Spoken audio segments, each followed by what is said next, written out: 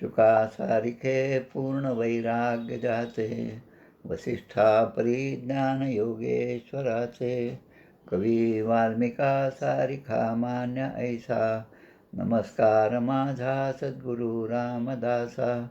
श्रीराम मला वाटते अंतरी त्वा वसावे, तुझ्या दासबोधासी त्वा बोध व्हावे, अपत्यापरी पाववी प्रेमग्रासा, महाराज या सद्गुरु रामदासा. जय जय रघुवीर समर्थ. श्रीकृष्ण गोविंद हरे मुरारे, हे नाथ नारायण वासुदेव, प्रद्युम्न दामोदर विश्वनाथ, मुकुंद विष्णुर्भगवन् नमस्ते. सच्चिदानंद रूपाय विश्वोत्पत्त्यादिहेतवे, तापत्रय विनाशाय श्रीकृष्णाय वयं नमः. कृष्णाय वासुदेवाय हरये परमात्मने, प्रणतक्लेशनाशाय गोविन्दाय नमो नमः. वसुदेवसुतं देव कंसचाणूरमर्दनं, देवकी परमानन्दं कृष्णं वन्दे जगद्गुरुं. कृष्णकमलपत्राक्षं पुण्यश्रवणकीर्तनं, वासुदेवं जगद्योनिं नौमि नारायणं हरिं. कृष्ण कृष्णेति कृष्णेति यो मां स्मरति नित्यशः, जलं भित्त्वा यथा पद्मं संसारात् उद्धराम्यहं. कृष्णाय वासुदेवाय देवकीनन्दनाय च, नन्दगोपकुमाराय गोविन्दाय नमो नमः. नमः पङ्कजनाभाय नमः पङ्कजमालिने, नमः पङ्कजनेत्राय नमस्ते पंकजांग्रये. गोपाल कृष्ण भगवान की जय. जय जय रघुवीर समर्थ.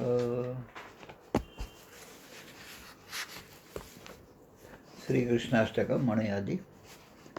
भजे व्रजैकमण्डनं समस्तपापखण्डनं, स्वभक्तचित्तरञ्जनं सदैव नन्दनन्दनं, सुपिच्छगुच्छमस्तकं सुनादवेणुहस्तकम्, अनङ्गरङ्गसागरं नमामि कृष्णनागरं.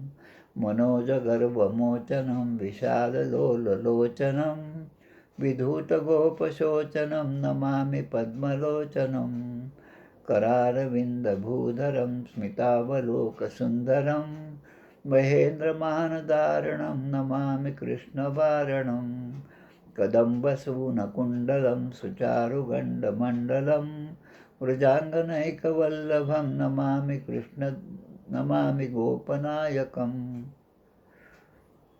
वृजाङ्गनैकवल्लभं नमामि कृष्णदुर्लभं, यशोदया समोदया सगोपया सनन्दया, युतं सुखैकदायकं नमामि गोपनायकं. सदैव पादपङ्कजं मदीयमानसे निजं, दधानमुत्तमालकं नमामि नन्दबालकं. समस्तदोषशोषणं समस्तलोकपोषणं, समस्तगोपमानसं नमामि नन्दलालसं. भुवो भरावतारकं भवाब्धिकर्णधारकं, यशोमतीकिशोरकं नमामि चित्तचोरकं. दृगन्तकान्तभङ्गिनं सदा सदालसङ्गिनं, दिने दिने नवं नवं नमामि नन्दसम्भवं. गुणाकरं सुखाकरं कृपाकरं कृपापरं, सुरद्विषन्निकन्दनं नमामि गोपनन्दनं. नवीनगोपनागरं नवीनकेलिलम्पटं, नमामि मेघसुन्दरं तडित्प्रभालसत्पटं. समस्तगोपनन्दनं हृदम्बुजैकमोदनं, नमामि कुञ्जमध्यगं प्रसन्नभानुशोभनं. निकामकामदायकं दृगन्तचारुसायकं, रसालवेणुगायकं नमामि कुञ्जनायकं.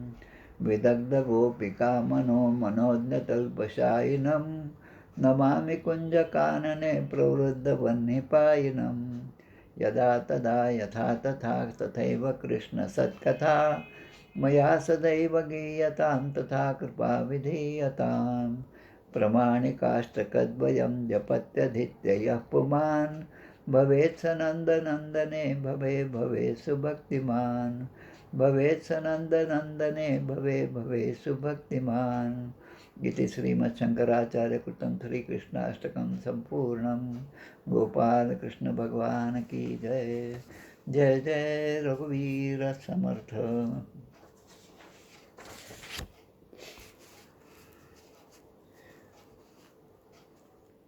आज आपल्याला पहिल्या स्कंदामधील 19वा अध्याय पाहायचा आहे. म्हणजे पहिल्या स्कंदातला हा शेवटचा अध्याय. यासाठी मागील दोन अध्याय 17 आणि 18 याचं थोडंसं स्मरण करणं आवश्यक आहे, म्हणून ते थोडक्यात सांगतो. 17व्या अध्यायामध्ये आपण पाहिलं की धर्म हा बैलाच्या रूपाने आणि पृथ्वी ही गाईच्या रूपाने त्या ठिकाणी प्रगट झालेली आहे.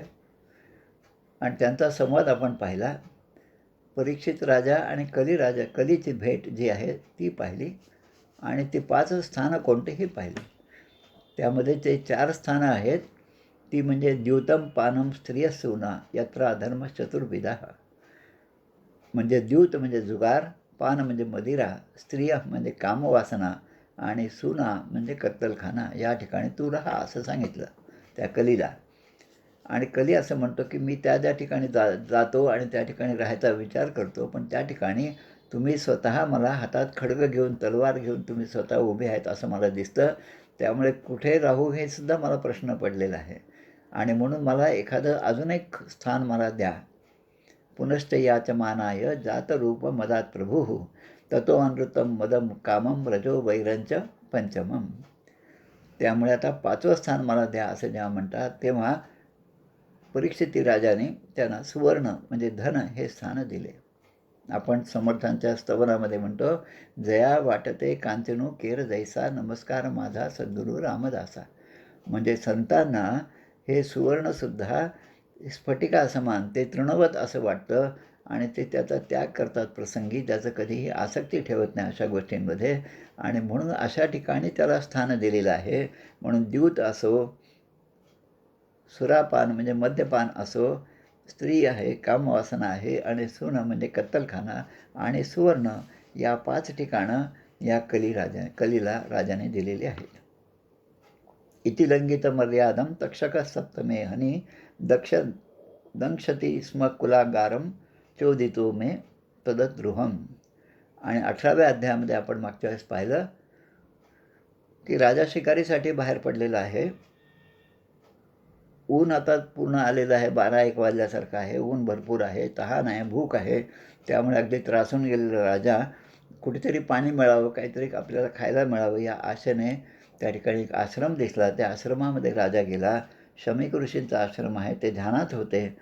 राजाने त्यांना पाणी मागितलं, काहीतरी खायला म्हणून मागितलं, पण त्या ऋषींना ते काही ऐकू आलं नाही, कारण ते ध्यानात होते पूर्णपणे. त्यांच्या पद्धतीने ते ध्यानात होते. आपल्या पद्धतीने ध्यानात असते तर आपल्याला लगेच ऐकू आलं असतं. त्याचं स्वागत केलं असतं आपण राजाचं. पण या ठिकाणी राजाला क्रोध आला. मी एवढं पाणी मागतोय, तहानेलेलं आहे, तरी पण हा ढोंगी ऋषी या ठिकाणी बसून ध्यानामध्ये बसलेला आहे असं समजून राजाने क्रोध आला. आणि त्या क्रोधाने तिथून निघत असताना राजाने एक मेलेला साप त्या ऋषींच्या गळ्यामध्ये घातला आणि तिथून तो निघून गेला. या शमीक ऋषींचे पुत्र शृंगी आणि त्यांचे मित्र हे जवळच असणाऱ्या कौशिकी नदीमध्ये स्नान किंवा खेळण्यासाठी, लहान मुलं असतात तसे गेले होते. त्यांना त्या ठिकाणी ही बातमी समजली आणि त्याच ठिकाणी त्या शृंगी ऋषींनी, शृंगी या पुत्रांनी शाप दिला.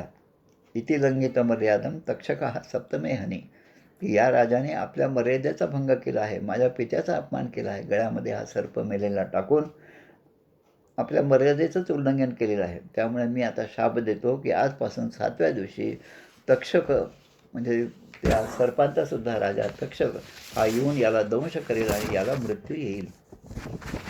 हा भाग आपण पाहिला. आता या 19व्या अध्यायाला आपण सुरुवात करतोय. परीक्षिताचे अनशनव्रत आणि शुकदेवांचे आगमन. म्हणजे आता खरं म्हणजे ह्या पूर्ण पीठिका श्रीमद भागवत ग्रंथाची आता या अध्यायापासून सुरुवात झाली आहे. ती तयार होत आहे.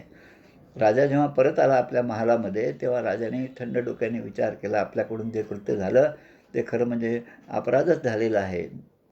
आणि ब्राह्मणाबरोबर मी असभ्य असा व्यवहार केला, अपमान केला त्यांचा, आणि त्यामुळे याचं प्रायश्चित्त मला मिळालंच पाहिजे. मला एखादं संकट आलं तरी पण ती माझ्यावर कृपाच होणार आहे, म्हणून माझ्या पापाचे प्रायश्चित्त मला मिळेल आणि पुन्हा असं कृत्य माझ्याकडून होणार नाही अशी मी काळजी घेईल, असं परीक्षित राजा मनातल्या मनात म्हणत आहे. तोपर्यंत त्या शृंगी ऋषी म्हणजे पुत्राचे जे मित्र होते त्यांनी येऊन ही कथा त्या ठिकाणी राजाला सांगितलेली आहे. एका क्षणामध्ये राजाने तुच्छ भोग जे आहेत त्यांचा त्याग केला, आपल्या राजवैभवाचा त्याग केला आणि भगवंताच्या म्हणजे श्रीकृष्णाच्या चरणाची सेवा करण्यासाठी म्हणून आमरण उपोषण घेऊन तो राजा त्या गंगा तीरावर येऊन बसला. कारण तो तहान भुकेने व्याकुळ झालेला होता.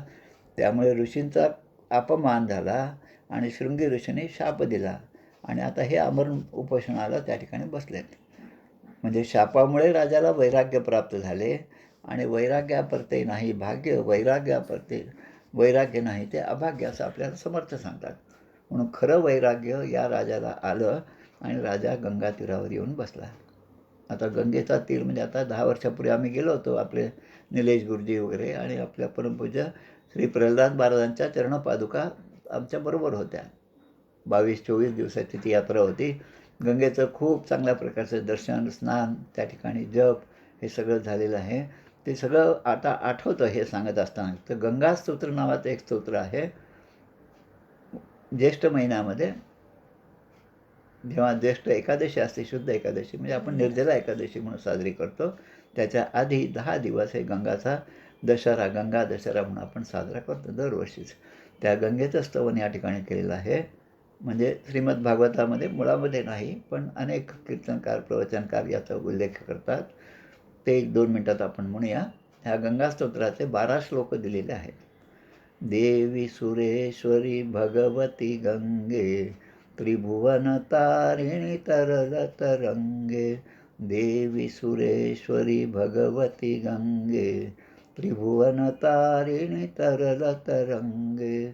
शंकर मौली विहारिणी विमले, मम मतिरास्तां तव पद कमले.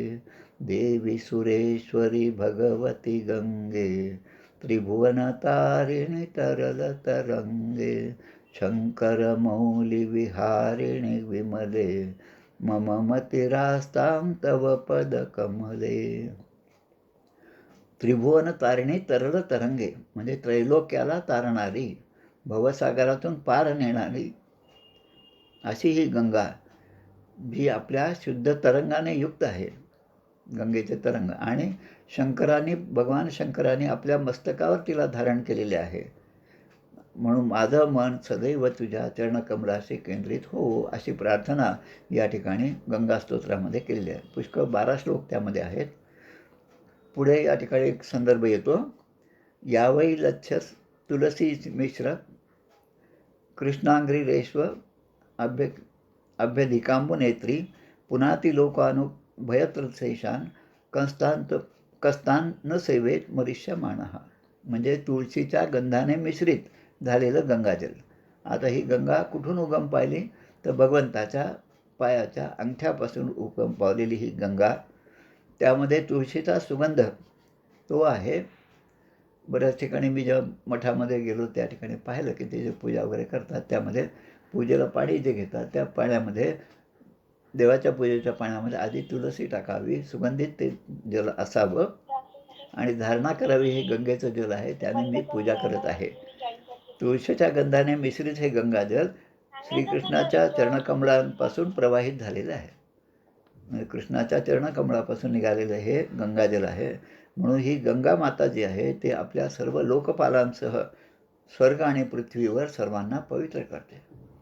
आणि मग प्रश्न असा येतो की मरणासन्न व्यक्तीला, जो मरणासन्न आहे, काही दिवसात ज्याचं मरण आहे, तो मनुष्य या गंगाजलाचं सेवन का नाही करणार? गंगे च यमुने चैव गोदावरी सरस्वती नर्मदे सिंधू कावेरी जलेस्मिन् सन्निधिं कुरु असा श्लोक म्हणत आपण रोज स्नान केलं पाहिजे. ते गंगा स्नानच आहे. गंगा पापम शशीतापम दैन्यम कल्पतरुस्तथा श्लोक आहे. गंगेला स्नान केल्यानंतर गंगा पापम आणि शशीतापम, चंद्राच्या दर्शनाने आपला ताप नाहीसा होतो आणि गंगेत हे आपला पाप आणि ताप या दोघांचा नाश जो आहे तो सद्गुरूंच्या दर्शनाने होतो, असा श्लोकसुद्धा आहे. या ठिकाणी अशा अवस्थेमध्ये ते असताना त्रैलोक्याला पावन करणारे अनेक ऋषीमुनी त्या तीर्थयात्रेनिमित्त ते जेव्हा तीर्थयात्रेमध्ये फिरत होते, ते अचानक त्या ठिकाणी गंगा किनारी आले. आता या राजाच्या तिथे ते आले आणि ते कोण कोण आहेत याचं वर्णन त्या ठिकाणी केलेलं आहे. या 19व्या अध्यायामध्ये 3 श्लोकांमध्ये वर्णन केलेलं आहे. आता हे जे मी नावं वाचत आहे, ती नावं ऐकून आपण आपल्या गोत्राचं नाव त्या ठिकाणी आहे का पहा. आपल्या गोत्राचे ऋषीमुनी त्या ठिकाणी असतील तर निश्चितपणे ते म्हणजे त्यांचं स्मरण आपल्याला सहजपणे होत जाईल. अत्री, वसिष्ठ, च्यवन, शरद्वान, अरिष्टनेमी, भृगु, अंगिरा, पराशर, विश्वामित्र, परशुराम, पहा हे सगळी गोत्रांचीच नावं आहेत पहा.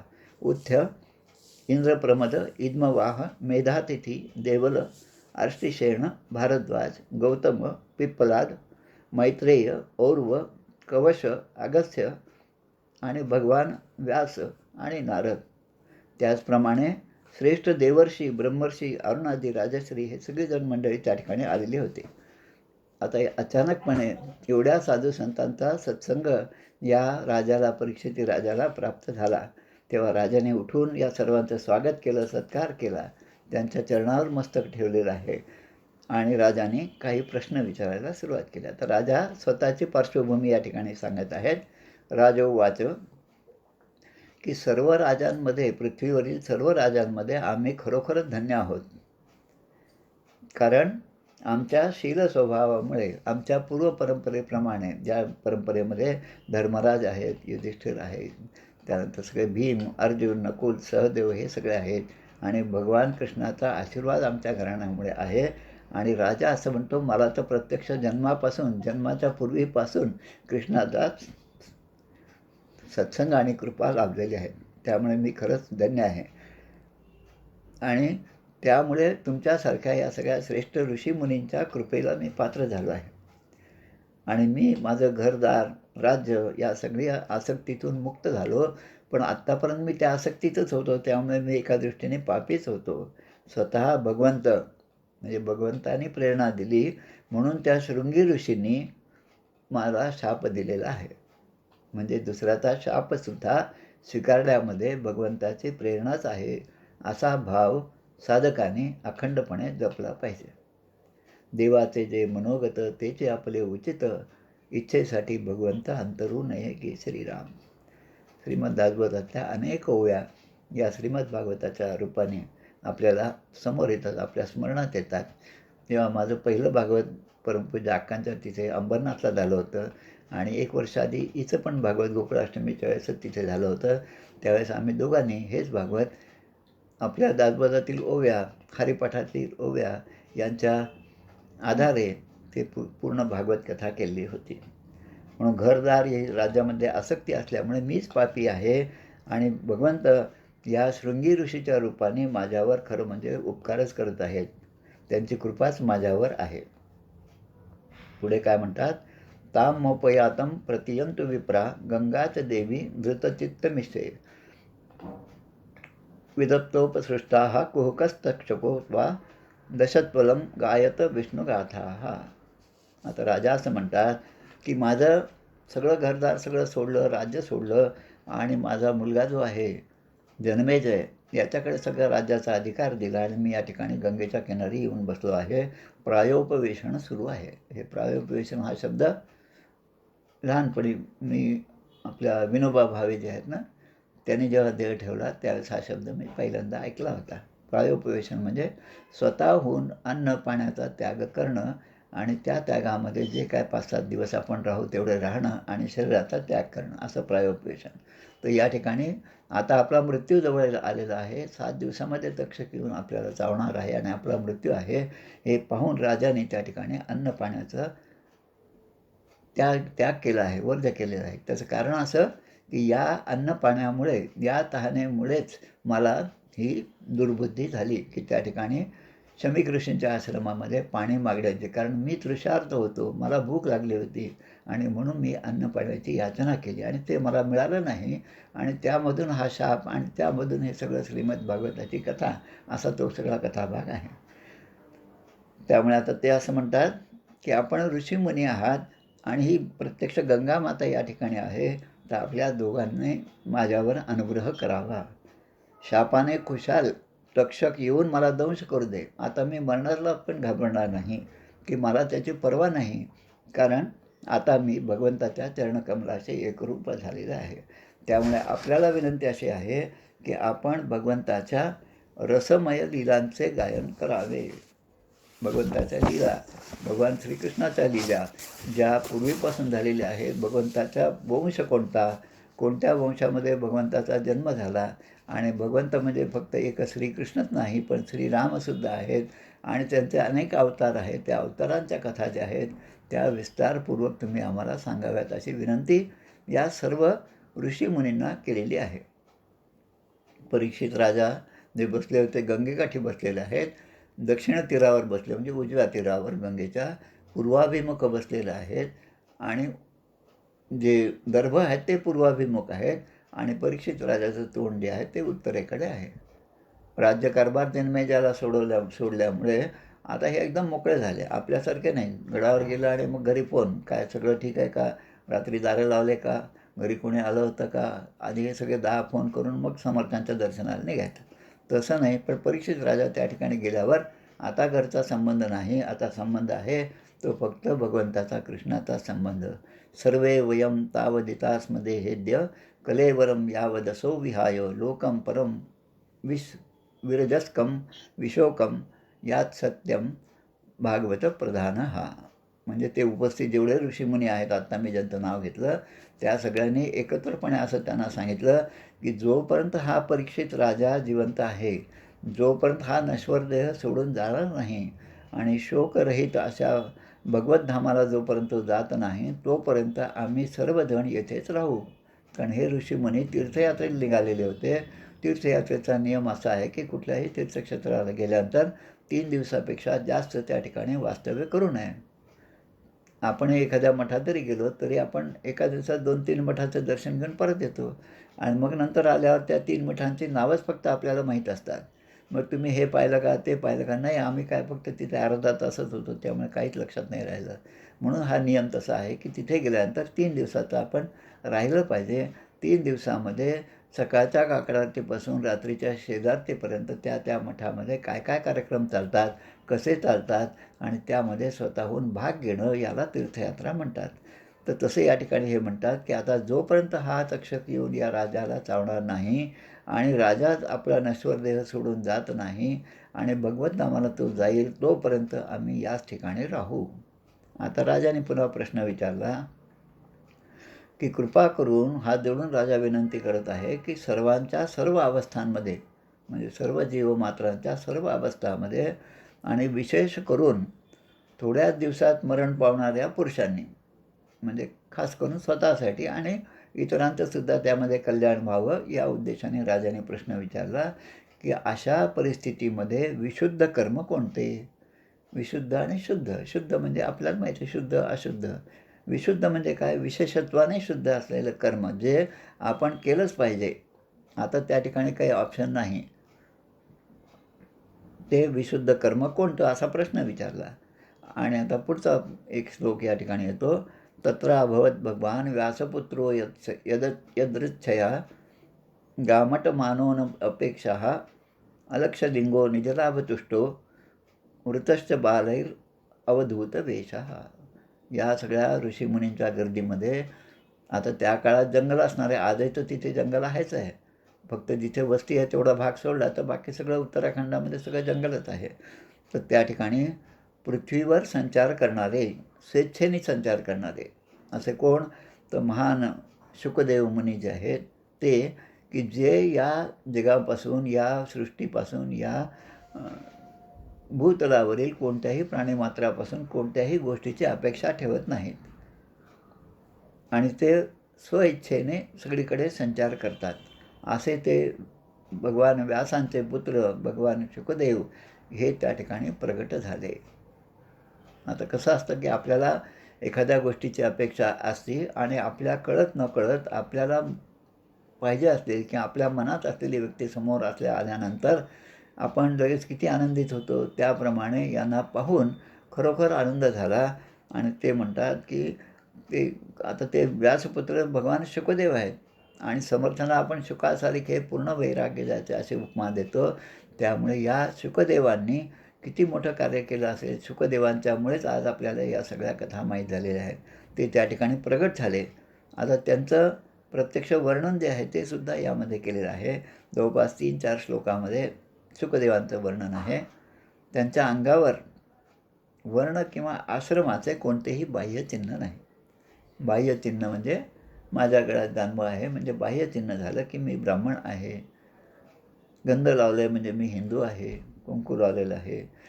असे कुठल्याही प्रकारचं चिन्ह त्यांच्या अंगावर नव्हतं शुकदेवांच्या. आणि एवढंच नाही तर ते आत्मानुलाभाने संतुष्ट असे होते. त्यांना आता मिळवण्यासारखं काही नव्हतं. आता त्यांचं फिरणं आहे. तुका म्हणे आता उरलो उपकारा पुरता, अशा अवस्थेमध्ये ते होते. आणि जी लहान मुलं होती, शुकदेव 16 वर्षाचे असताना त्यांचा जन्म झाला तेव्हाच ते 16 वर्षाचे होते. म्हणजे तुमच्या आमच्यासारखे ते नव्हते. कारण ते काय म्हणतात त्याला एक उच्च कोटीचे स्वतः भगवंताचेच अवतार असणारे शुकदेव होते. आणि त्यांचं आपल्या व्यंकटेश स्तोत्र हा जो छोटा ग्रंथ आहे आपल्या कोणता मठ तो नाही बारामतीच्या जवळ मठ आहे. तिथले त्यांचं नाव व्यंकटेश स्तोत्र सांगतो मी. देवीदास हे जे ते व्यंकटेश स्तोत्राचे करते आहेत. त्यांचा मठ रामदासी मठ आहे. आणि त्यांनी लिहिलेलं हे व्यंकटेश स्तोत्र जे आहे त्यामध्ये भगवंताचं वर्णन खूप सुंदर रीतीने केलेलं आहे. एक फक्त श्लोक म्हणतो, कटिवर्ती नाभिस्थान जेथून ब्रह्मा झाला निर्माण, उदरी त्रिवेळी शोभे गहन त्रैलोक्य संपूर्ण दया माझी. उदरी त्रिवेळी शोभे गहन. उदरी त्रिवेळी म्हणजे पोटाला 3 प्रकारच्या गोळ्या पडलेल्या आहेत.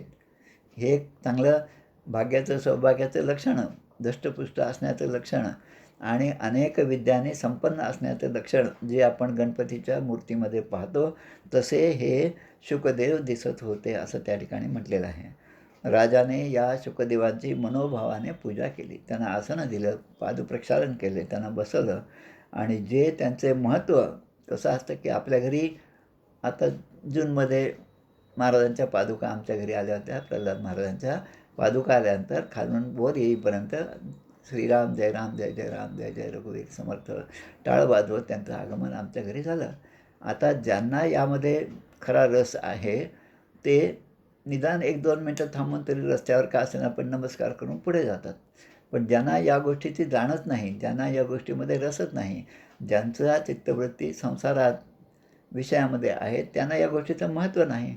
त्याचप्रमाणे या सगळ्या सत्संगामध्ये जे लोक शुकदेवांचं महत्त्व जाणत नव्हते, त्यांचं स्वरूप जाणत नव्हते, त्यांचा अधिकार जाणत नव्हते, ते तेथून निघून गेले.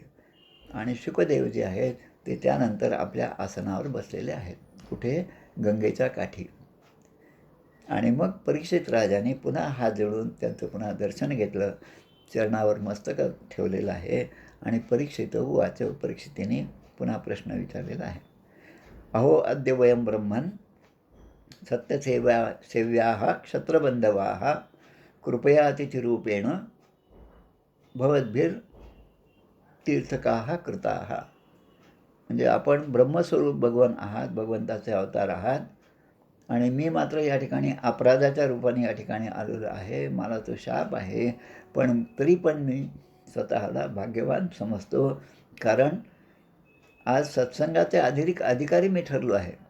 आज एका मोठ्या सत्संगाचा श्रवणाचा लाभ मला मिळणार आहे. आणि या ठिकाणी उपस्थित असणारे जे साधू संत ऋषीमुनी आहेत त्यांनासुद्धा हा लाभ मिळणार आहे. कारण आपलं या ठिकाणी आगमन झालेलं आहे. अतिथी रूपाने आपण या ठिकाणी आले. आम्हाला कल्पनाही नव्हती की आपलं आगमन होईल.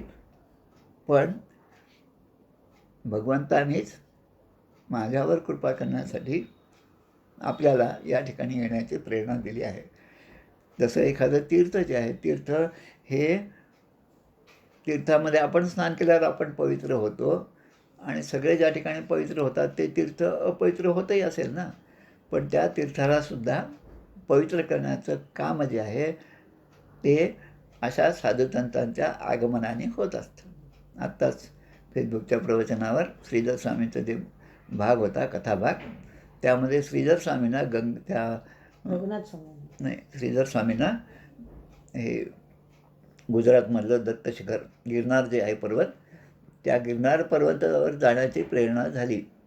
प्रत्यक्ष भगवंतांनी ही प्रेरणा त्यांच्यामध्ये निर्माण केली आणि त्याप्रमाणे उत्तरेमध्ये बद्रीनाथांना असलेले श्रीधर स्वामी तिथून या गिरनार पर्वतावर गेले आणि प्रत्यक्ष दत्तप्रभूंनी त्यांना दर्शन दिलेलं आहे. म्हणजे अशा तीर्थक्षेत्राच्या ठिकाणी साधू जातात तेव्हा ते तीर्थक्षेत्र अधिक प्रभावी, अधिक पुण्य, अधिक पवित्र असं ते होत जातं. तसं या ठिकाणी आपण आल्यामुळे आम्हाला तो आनंद झालेला आहे. अतिथी रूपाने आपण आला. अतिथी म्हणजे ज्यांची येण्याची तिथी सांगता येत नाही, प्रत्यक्ष आल्यावरच ते आपल्याला समोर दिसतात, दत्त म्हणून उभे राहतात आपल्यावर कृपा करण्यासाठी. म्हणून आपल्या मनाच्या श्लोकामध्ये एक श्लोक आहे, हरिभक्त विरक्त विज्ञान राशी देणे मानसी स्थापिले निश्चयासी तया दर्शने स्पर्शने पुण्य जोडे तया भाषणे नष्ट संदेह मोडे. श्रीराम. मनाच्या श्लोकामध्ये 133वा हा श्लोक आहे. हरिभक्त विरक्त विज्ञान राशी. हरिभक्त कसा? तो विरक्त असला पाहिजे. हरिभक्त तर आहेच आणि पुन्हा विज्ञान राशी. विज्ञान म्हणजे जे काही अध्यात्माचं ज्ञान आहे त्याचा पूर्ण अनुभव घेतलेला विज्ञान राशी. राशी म्हणजे त्याचं आलंय, त्याचा ढीग, त्याचा सगळा साठा ज्यांच्याजवळ आहे असा. आणि जेणे मानसी स्थापिले निश्चयासी, ज्याच्या मनामध्ये भगवंताच्या प्राप्तीचा निश्चय दृढ असा आहे, अशा पुण्यपुरुषाचं दर्शन, तया दर्शने स्पर्शने पुण्य जोडे तया भाषणे नष्ट संदेह मोडे. त्यांचं दर्शन, स्पर्शन, त्यानं स्पर्श केला तरी आपल्या पुण्य आपल्या पदरी येतं आणि तया भाषणे नष्ट संदेह मोडे. आत्तापर्यंत असलेले सगळे संदेह त्याचं निरसन त्यांच्या त्या सत्संगामध्ये होतं. म्हणून येशाम स्मरणात पुंसाम सद्य शुद्ध्यंती वै ग्रहाः किं पुनर्दर्शनम स्पर्शन पादशौचासनादिभिः. म्हणजे आपणासारख्या महात्म्यांच्या केवळ स्मरणानेच आमचं घर पवित्र होतं, की ज्यांचं फक्त स्मरण जर केलं तरी पण आपलं घर पवित्र होतं. असे हे पुण्यपुरुष जे आहेत ते माझ्या भाग्याने आज मला प्राप्त झाले आहेत. आमच्या सगळे आम्ही खरं भाग्यवान आहोत. आणि म्हणून मग त्यांचं दर्शन असेल, स्पर्शन असेल, पाद्यपूजा असेल, आसनार्थांना बसवणं आहे, की अशी संधी मिळाल्यावर मग आमचं भाग्य काय वर्णन करावं, की ज्याप्रमाणे भगवान विष्णूंच्या समोर भगवंत ज्या ठिकाणी आहे त्या ठिकाणी दैत्य थांबत नाही. सूर्य उगवला आहे आणि अंधारसुद्धा आहे असं होत नाही. सूर्य उगवण्याच्या अगोदरच जी प्रभा आपल्याला दिसते पूर्वेकडे, त्या लालिमेने सुद्धा कितीतरी जग उजळून निघालेलं असतं आणि हळूहळू आपल्याला तो अंधार कमी झालेला दिसतो. त्याप्रमाणे भगवंताच्या म्हणजे विष्णूच्या नुसत्या उपस्थितीमुळे दैत्य त्या ठिकाणी थांबू शकत नाही, ते थांबत नाहीत. तसेच तुमच्या सान्निध्यामध्ये महापापे नष्ट होतात. आमची आत्तापर्यंत केलेली महापापेसुद्धा नष्ट होतात असं या ठिकाणी म्हटलेलं आहे.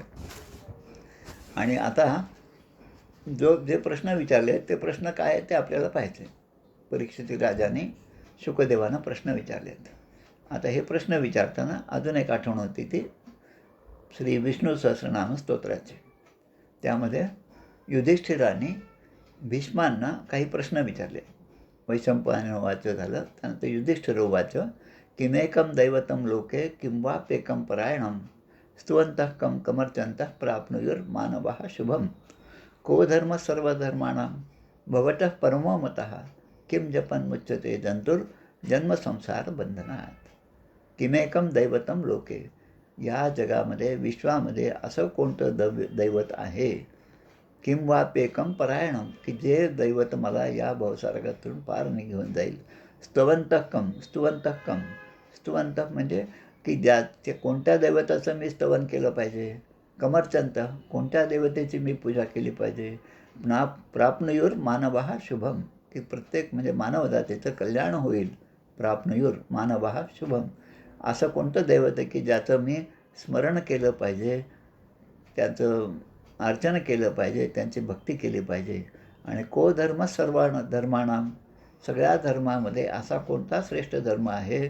धर्म म्हणजे आचरणं, धर्म म्हणजे कोड ऑफ कंडक्ट, की मी कोणत्या रीतीने माझं वागणं असलं पाहिजे. को धर्म सर्व धर्माणाम, मी रामदासी आहे, तर माझं वागणं, माझं वाचन, माझं सगळा अभ्यास कशा प्रकारचा असावा हे मला ठरवता आलं पाहिजे. आणि ठरवता येत नसेल तर एखाद्या ग्रंथाचा आपण आधार घेऊन त्याप्रमाणे आपलं जीवनक्रम आपण क्रमित केला पाहिजे. जसं रामदासी म्हणून रोज दासबोध, मनाचे श्लोक, आत्माराम या ग्रंथाचं वाचन कालच्या प्रवचनात आपण जसं ऐकलं तसं समर्थ संप्रदाय आणि अनेक शिष्यांचे ग्रंथ याचा अभ्यास मी केला पाहिजे.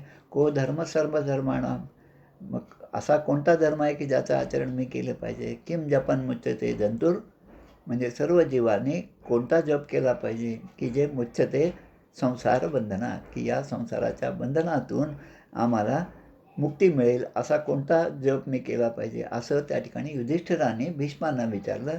आणि भीष्म जे शरशय्येवर होते, शरपंजरी पडलेले होते, आणि ते प्राण ठेवायच्या आधी त्या ठिकाणी हे पूर्ण विष्णू सहस्रनाम या ठिकाणी पांडवांना आणि इतर उपस्थित सगळ्या ऋषीमुनींना, सगळ्या मोठमोठ्या कौरव आणि पांडवांच्या बाजूने असणाऱ्या लोकांना ते सांगत आहेत. तसं या ठिकाणी आता प्रश्न विचारलेला आहे, श्रीकृष्णाची कृपा झाली म्हणून मला आपलं दर्शन झालं. शुकदेवांना म्हणतात की भगवंताचीच प्रेरणा आहे आणि म्हणून मला आपलं दर्शन झालं आहे. कारण आता माझ्यासाठी आता दिवस फक्त 7च उरलेले आहेत. आजपासूनच 7व्या दिवशी मृत्यू येईल ये समयासी आहे, आपल्या शिवलीलामृतच आहे माझ्या वयाचं गाणं. तर तशी माझी परिस्थिती आहे. म्हणून आता मी काही प्रश्न विचारतो. अतः पृच्छामि संसिद्धिं योगिनां परमं गुरुं पुरुषस्य यत्कार्यं म्रियमाणस्य सर्वथा यच्छ्रोतव्यं यथो जप्यं यत्कर्तव्यं नृभिः प्रभो स्मर्तव्यं भजनीयं वा ब्रूहि यद्वा विपर्ययम्.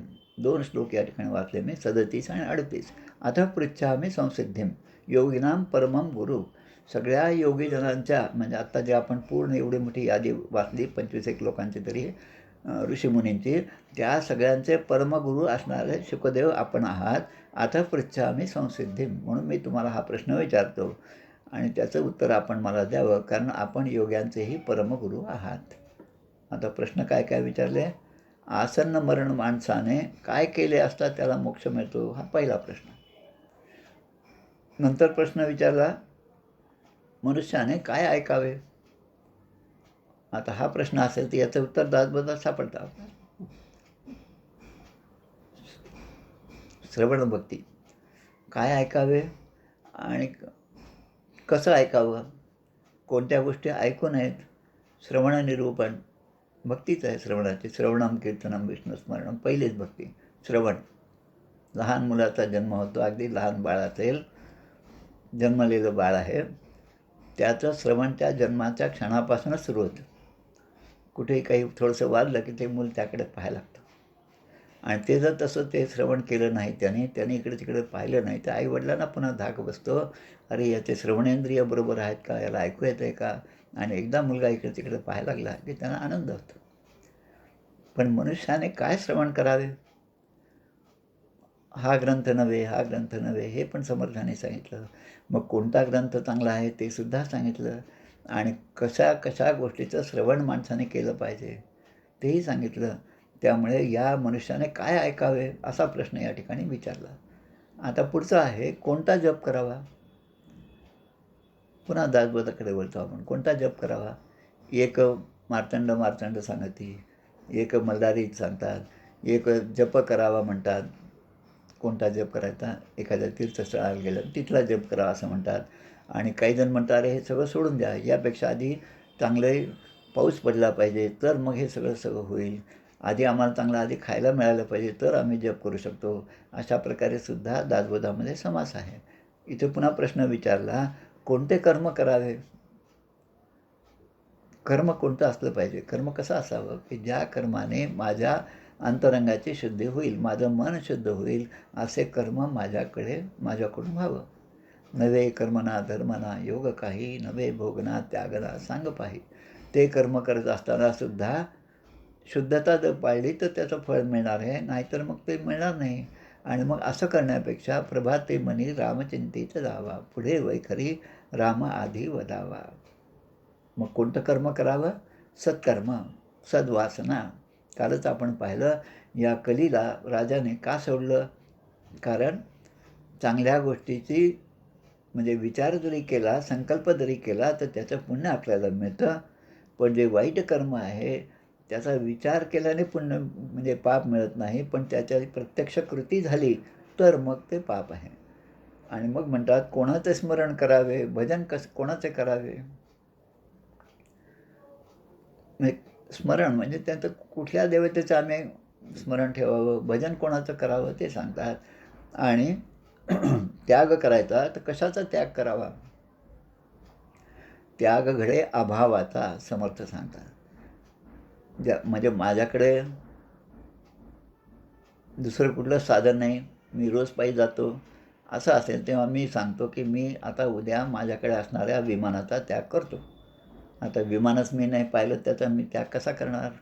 ज्या गोष्टी माझ्याकडे नाहीत त्याचा त्याग करणं यात काही मोठेपणा नाही. पण ज्या गोष्टी माझ्याकडे आहेत आणि भरपूर आहेत त्याचा त्याग करणं हे खरं अलिप्तपणाचं लक्षण आहे. पर्वती निळा रंग दिसे, परी तो तया लागला नसे. अलिप्त जाणावे तैसे. पर्वताला निळा रंग दुरून दिसतो आपल्याला, दुरून डोंगर साजरे आपण म्हणतो, दुरून पहा किती छान दिसतं, आणि जवळ गेल्यानंतर तो निळा रंग दिसतो का? नाही दिसत. तसं अलिप्तपणा म्हणजे सगळ्यांमध्ये असावं पण सगळ्यांपासून दूर असावं. तसा कशाचा त्याग करावा? की ज्या वाईट गोष्टी आहेत त्यांचा त्याग करावा. मना सत्य सत्यवाचे वदावे, मना मिथ्यते मिथ्य सोडवून द्यावे, त्याचा त्याग करा. आणि मग पुन्हा एक प्रश्न विचारला आहे. आता एवढं सगळं विचारलं, आता यांच्या मनामध्ये असं आहे की हे शुकदेव असे आहेत की ज्या ठिकाणी जे कुठेही गेले तरी काही क्षणापुरतं तेच थांबतात.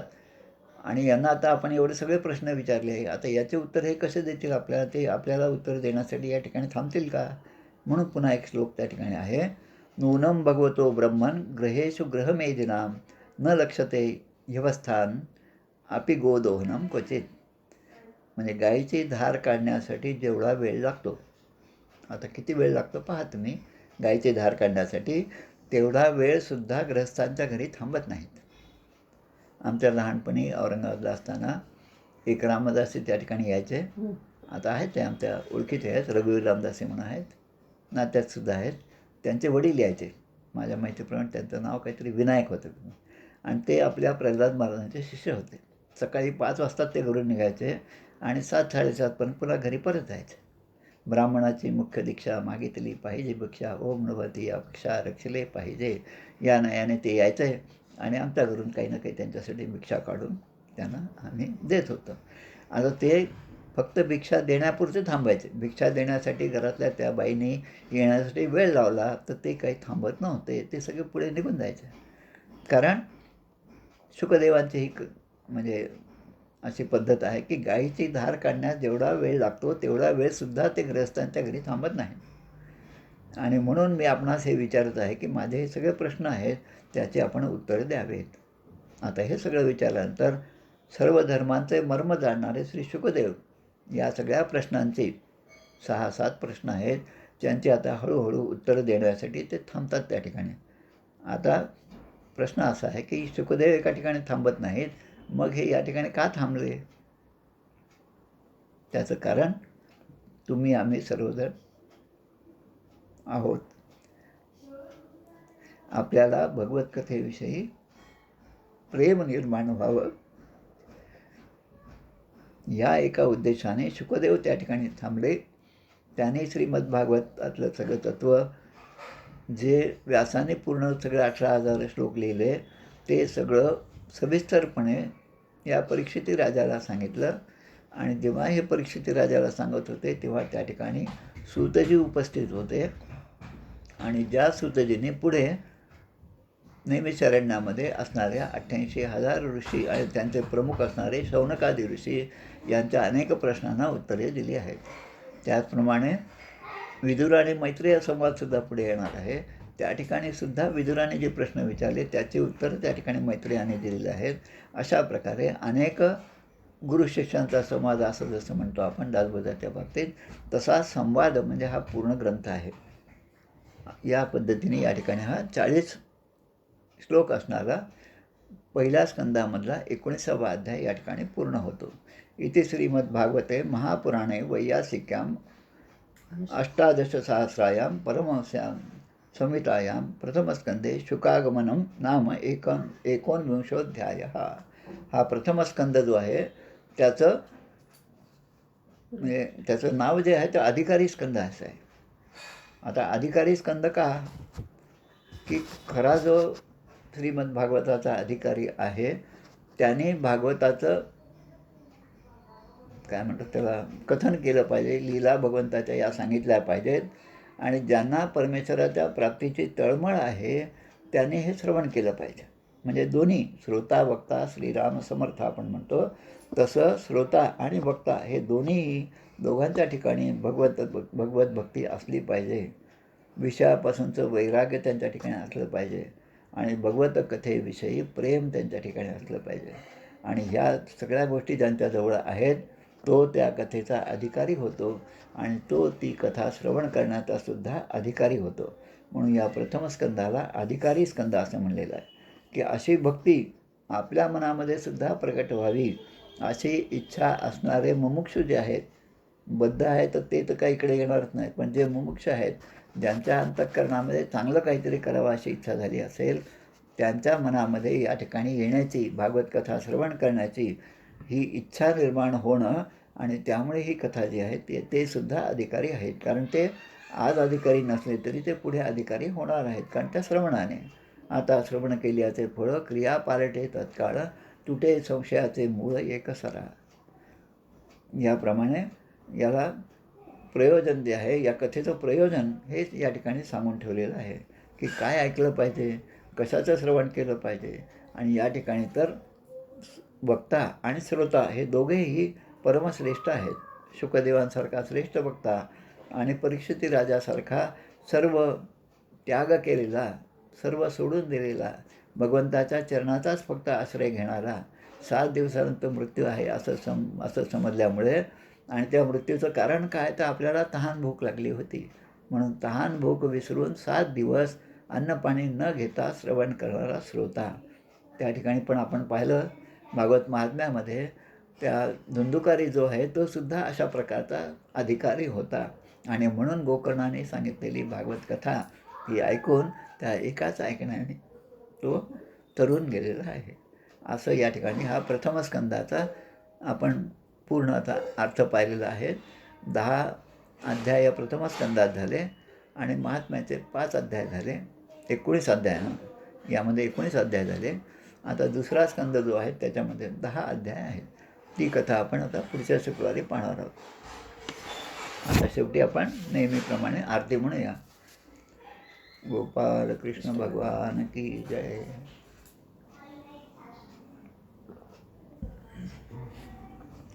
जय हो जय श्री भागवता, आरती करी तुझ भगवंता. श्री शुक मुनीने परम भक्तीने नाना परीने गायले जा हरिचरिता, आरती करी तुझ भगवंता. वेद तरुचे मधुर फळ, स्वादुरसे जे सोज्वळ. आत्मा राम मुनी अचल, सेवुनी करीती जन सफल. महापर्वणी आदि अवनी की अघहरिणी, भवजलतरणी ती पतिता. आरती करी तुझ भगवंता. येथे व्यासांची वाणी, सार्थक हरिगुण गावोनी. शास्त्र पुराणी मुकुटमणी, परम प्रेमामृत जननी. सहज सेविता भाविक भक्ता, उदार दाता मोक्ष तत्वता देहाता. आरती करी तुझ भगवंता. गमते जणू मानस तीर्थ, द्वादश सोपाने युक्त. निर्मल भक्ती जले भरित, विहरे हरिहंस चितेत. शोक सुकुमले संत कलिकुले, सेवुनी रमले भान विसरले हरी पिता. आरती करी तुझ भगवंता. अपार महिमा ग्रंथाचा, वदवे ना कोणाचाचा. मेवा कविवर संतांचा, प्राणची कीर्तनकारांचा. जणुबोधाचा स्वयंप्रभेचा, द्वादश कलीचा रवी अंतरीचा तमहरता. आरती करी तुझ भगवंता. ग्रंथ नव्हे हा श्रीकृष्ण, गीते वेधी मन पूर्ण. अनन्य होता या शरण, खचित टळे जन्म मरण. त्रिताप जाती चिरये शांती, नाथ ही वदती रामपदी ठेवी माथा. आरती करी तुझ भगवंता. जय हो जय श्री भागवता. आरती करी तुझ भगवंता. गोपाल कृष्ण भगवान की जय. जय जय रघुवीर समर्थ.